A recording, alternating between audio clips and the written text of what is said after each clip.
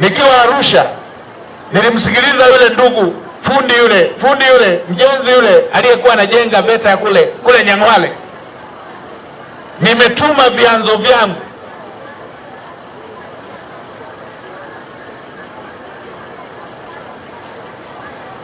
vyanzo vyangu, watu wanatengeneza dili la kula fedha, wanatafuta mafundi wao, wanatafuta makandarasi wao ili wagawane fedha.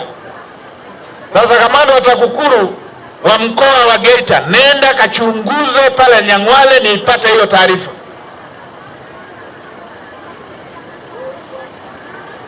Nipate taarifa ili niweze kuamulia kwa wale wanaotengeneza, wanaitanguliza fedha ya umma kule mbele ili wakachukulie kule mbele. Na majizi, wazembe, wavivu, mchukie, mtanuna mpaka mpasuke.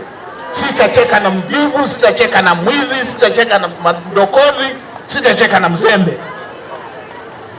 Na katiba imetoa mamlaka hayo ya udhibiti, ya usimamizi wa shughuli za serikali na usimamizi wa maelekezo ya Mheshimiwa Rais